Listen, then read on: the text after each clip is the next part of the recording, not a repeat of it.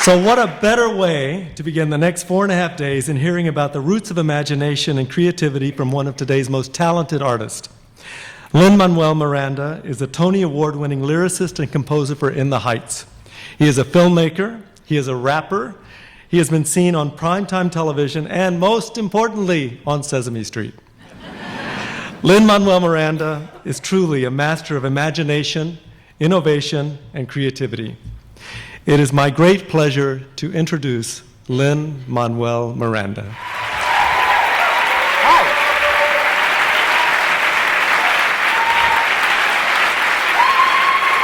Well, good night.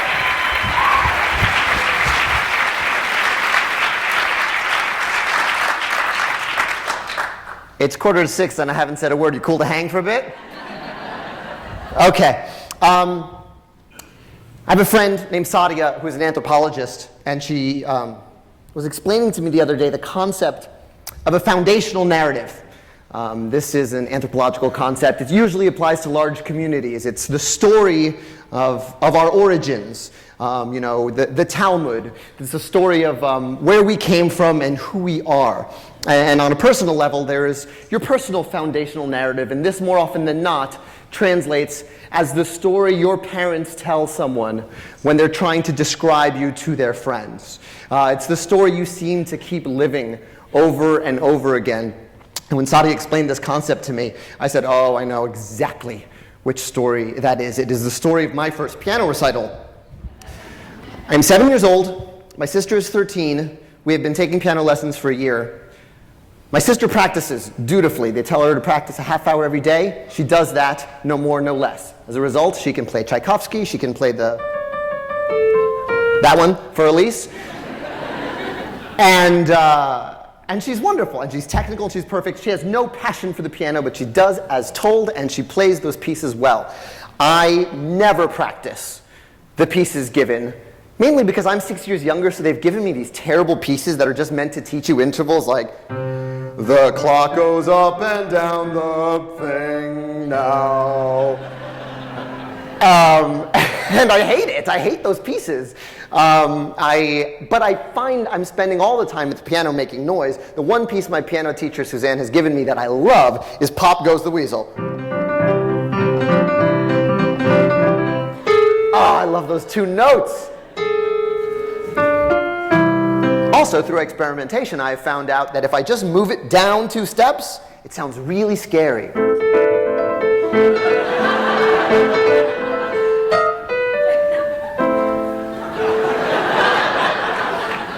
And I love that. So when it comes time to the recital, my piano teacher, Suzanne, tells my sister, you can play these 3 pieces. Lynn, why don't you stick with Pop Goes the Weasel? Fine. I don't know what a piano recital is anyway. We go. It is a room full of people. It is my piano teacher's apartment, and my sister plays her 3 pieces, perfectly. I get up there, 7 years old, and I go.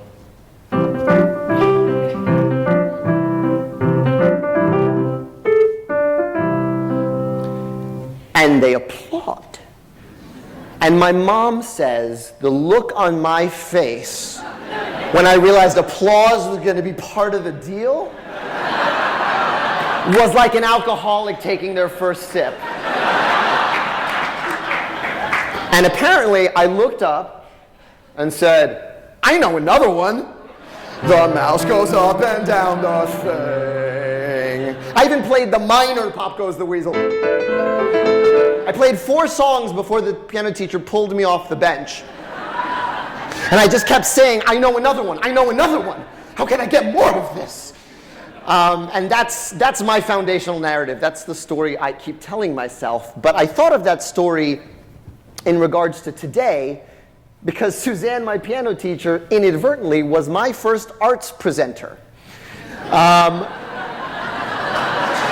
It's true.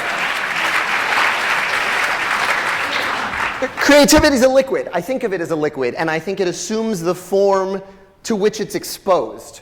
And for me, that became a means and an end to itself, and music became a route to applause. And music, which was just sort of something I was doodling with at home, became suddenly very important to me because I realized, cool, things could happen if I kept at this. Smash cut to 8th grade. I'm 14 years old.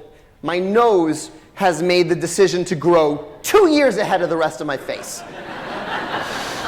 I'm this tall. As a result, I am basically a tortured Phantom of the Opera, writing songs in my English notebook for girls I have crushes on, showing them to no one. I will play you one now. It is so bad. Please don't tweet this. It's called I Ran with Roses. Just, when they say it gets better, it really gets better. Okay. I ran with roses to see you again.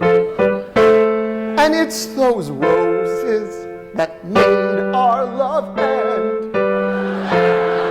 Out in the cold, my heart is broke with pain. You're driving me insane. Driving me insane. I Ran with Roses. Thank you very much. Can't believe I played you that. As a result, I show these to no one. However, I have this great 8th grade English teacher named Rembert Herbert. He's one of those geniuses who is teaching 8th grade English at a public high school. And we have this book called The Chosen by Chaim Potok, which we are assigned. And we are assigned to teach 3 chapters. And so I decided I'll write a musical version of each chapter. I don't know if you're familiar with the plot of The Chosen, but the opening chapter, this boy, it's a Orthodox Jewish kid, and they're playing baseball against Hasidic Jewish kids, and this kid gets his eye knocked out by a baseball. And so I write this song, and basically all I listen to is Les Mis and Phantom, so it all sounds like bad Les Mis and Phantom. And the kid goes, that lousy Hasidim, I don't really need 'em. I'd play 'em and beat 'em if my eye weren't in pain. And I write 3 songs based on 3 chapters, and I'm such a control freak about the songs that in the presentation, the other kids in my group are lip syncing my voice on a tape recorder. So there's some other kid going.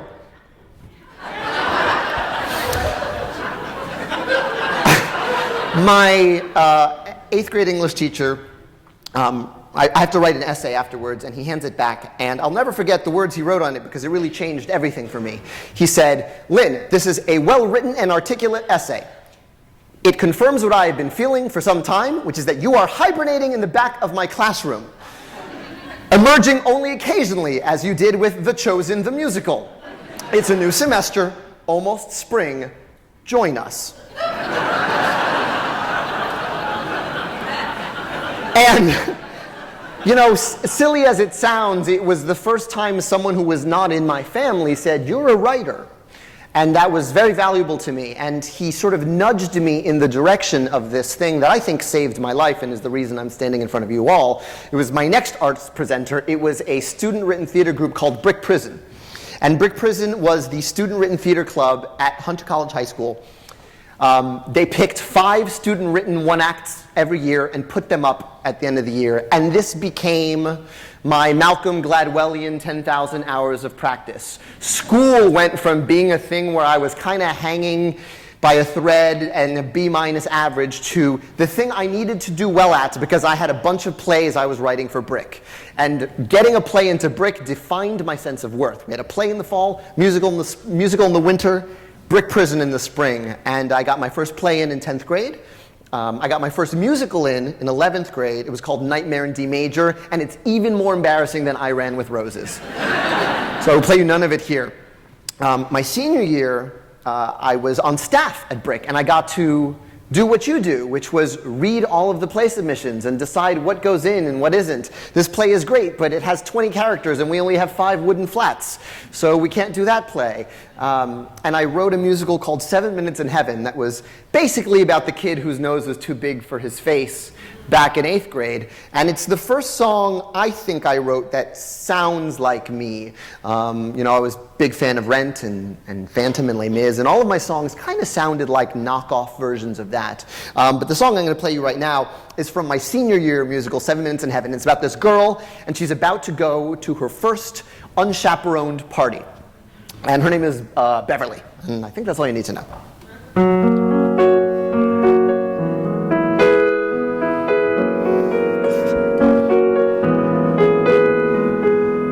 Staring at, off to a fantastic start. Staring at my own eyes, I can see how much my face has grown. Is this what I'll look like when I'm old? 'Cause it's kind of strange, about to change. There is a party tonight. Amy hired a DJ to come and play, and I've been feeling sick inside all day. I wish Amy's parents hadn't gone away, 'cause everyone's acting crazy. In 6th grade everything was very clear. You guys go play, we're fine right over here. But suddenly we're interested in what they have to say. They're just as stupid as they were last year. Well, that's not entirely true. Last week in Mr. Haig's class, Justin Gomez turned and smiled at me. I just froze and smiled back sheepishly. Turning crimson red, the blood rushing to my head, I thought to myself, oh God, my stomach feels strange and my palms are all sweaty and gross.